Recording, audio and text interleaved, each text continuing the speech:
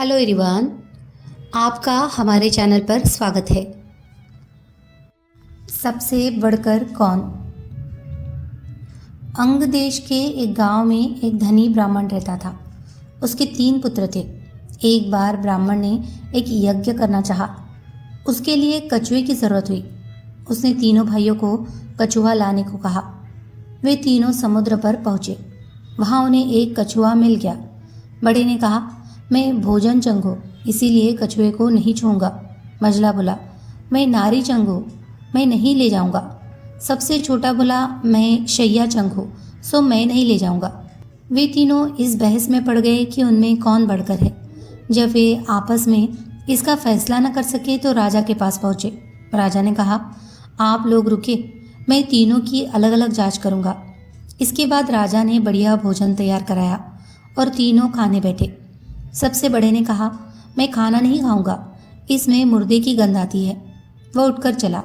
राजा ने पता लगाया तो मालूम हुआ कि वो भोजन श्मशान के पास के खेत का बना था।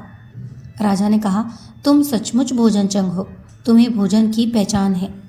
रात के समय राजा ने एक सुंदर स्त्री को मजले भाई के पास भेजा। जो ही वह वहाँ पहुंची कि मजले भाई ने कहा, इसे हटाओ यहाँ से, इसके शरीर से बकरी का दूध की गंध आती है। राजा ने यह सुनकर पता लगाया तो मालूम हुआ कि वह स्त्री बचपन में बकरी के दूध पर पली थी। राजा बड़ा खुश हुआ और बोला, तुम सचमुच नारी चंग हो। इसके बाद उसने तीसरे भाई को सोने के लिए 7 गद्दों का पलंग दिया। जैसे ही वह उस पर लेटा कि एकदम चीख कर उठ बैठा। लोगों ने देखा उसकी पीठ पर एक लाल रेखा खींची थी। राजा को खबर मिली तो उसने बिछौने को दिखवाया। 7 गद्दों के नीचे उसमें एक बाल निकला। उसी से उसकी पीठ पर लाल लकीर हो गई थी। राजा को बड़ा अचरज हुआ। उसने तीनों को 1-1 लाख अशर्फियाँ दी। अब वे तीनों कछुए को ले जाना भूल गए, वही आनंद से रहने लगे।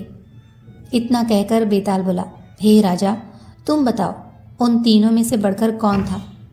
राजा ने कहा, मेरे विचार से सबसे बढ़कर शैया चंग था, क्योंकि उसकी पीठ पर बाल का निशान दिखाई दिया और ढूंढने पर बिस्तर में बाल पाया भी गया।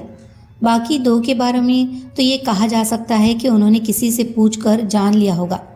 इतना सुनते ही बेताल फिर पेड़ पर जा लटका। राजा लौट कर भाग गया और उसे लेकर लौटा तो उसने 9वीं कहानी कही।